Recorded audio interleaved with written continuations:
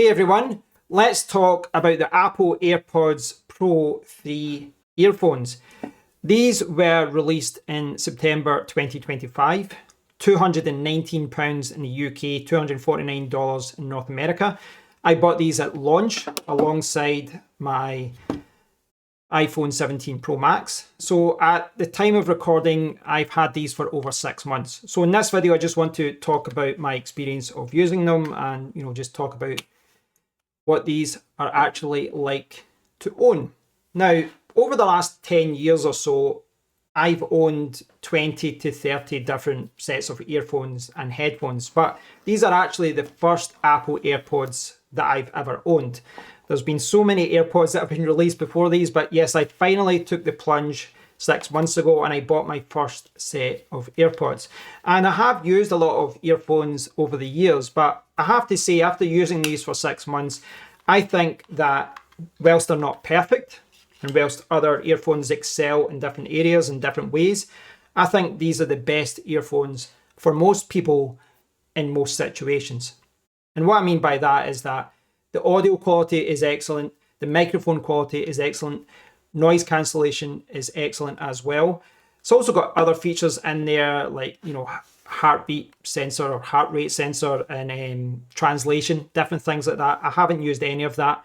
I've been using these in a kind of more limited way, but they're fantastic. They're very comfortable. And if I put my phone on, you'll see that once you've got it connected, there's a lot of options here. You can see transparency, adaptive noise cancellation. You can see the battery life of the charging case and the earphones itself. And there's a lot of different options here as far as customizing how you use these earphones. Apple have done a great job in that regard as far as how they integrate these earphones into the whole Apple ecosystem. And a good example of that is that when I first got these, I opened them up and they just connected to my iPhone. And from then on in, these earphones were not only connected to my phone, but also my iPad Pro, my MacBook, my Mac Mini at the time, and my Mac Studio. If you have a lot of Apple devices, these just work across the whole platform. And what that means in practice is that if I'm sitting here on this desktop using it, working on it,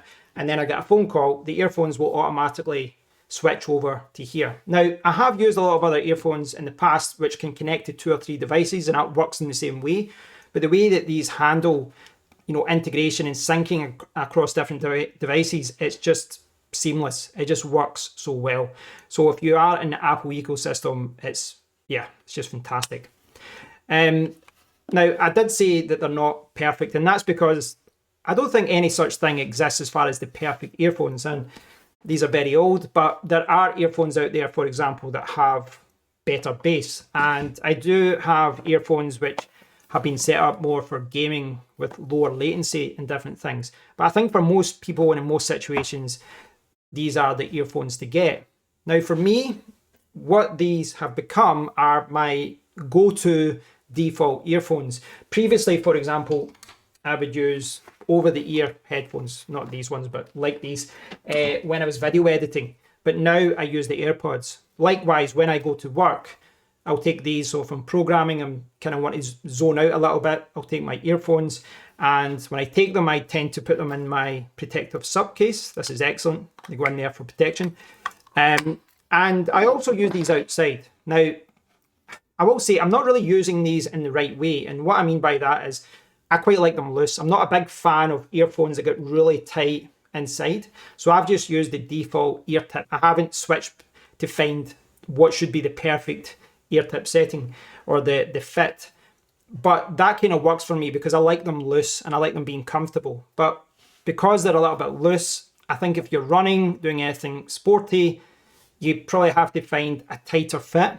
But generally speaking, yes, you can use these for the gym, you can use these for running, but my recommendation for running would always be, kind of over the ear air conduction earphones. They're just so much more comfortable, and there's physical buttons and different things like that. I'm just a bigger fan of that style when I'm doing anything kind of sporty, because I don't have to worry about anything falling out, if you're jumping around like an idiot. One thing to note here, obviously, is size, because here you get 8 hours of battery life, Why is that browser all like that? You get 8 hours of battery life. It goes up to 24 hours with the charging case. And you can see that the charging case is tiny. But I do have earphones out there which have a lot more battery, up to 60 hours. Now, before I criticize these earphones are excellent. I love them. But you can see how these earphones get 60 hours of battery life. I mean, just look at the size of them. They're huge. So these are fantastic if you need battery life, but I think for most people, 8 hours and 24 with the case, I think that's going to be enough. Now, there are other manufacturers out there that have very small charging cases like this. And, you know, the Samsung Galaxy range, I know some of them are quite good. These are the kind of base model ones, and these are actually quite good. And they've definitely got a kind of AirPod style with the stem, but I didn't find these as comfortable. I think the ear tip system, which Apple use, is a lot more comfortable. These are just less flexible, and my wife hated these, which is why I have them now. Yeah, so these are okay, but I just don't think they are as comfortable as Apple AirPods. But you can see that there are a lot of, obviously, earphones out there which follow this kind of slim design. And I do like the fact it's so light. And well, I've kind of hurt that by putting it into a big case. But I do like the fact that, you know, these are relatively small, very easy to put into your pocket and carry around with you. In general, these earphones have been fantastic for me over the last 6 months, and they're arguably the best earphones I've ever purchased. But there's one thing that I really don't like about these AirPods: the controls. If you look at the earphones, you will see on both stems a little area here. Get them up to the camera. There. See those little vertical parts here? So Apple calls this touch control. And the idea is you swipe up and you swipe down to adjust volume, and you squeeze the stem in order to play pause, to answer a call, press the stem twice in order to skip track, etc. And it does work. I know how it works and I know how to skip tracks. My problem with it is that it just isn't user friendly. I think it's overcomplicated. I've used a lot of earphones that are small like this, and you know, it's like one tap play, one tap pause, you know, swipe for volume. And in other earphones, I think they've implemented it better, because when I put them in here, what I find myself doing is that I kind of have to go in to properly squeeze it. There's a lot of times where I try to squeeze and I don't squeeze the right area, or it's not registered, and then it doesn't play pause. It's not all the time, but if you're walking and then you try to squeeze, or if you're trying to swipe up or down for the volume, what happens is sometimes the volume doesn't change, or sometimes it goes up too much, or it goes down too low. It's just not intuitive in my eyes. I just think it's overcomplicated, and I think they could have done a better job. Now, I'm sure there's a lot of people out there watching this saying you don't know what you're talking about. You obviously just don't know how they work. But I do know how it works. I have used that, and I know when I'm walking I have to squeeze it, etc.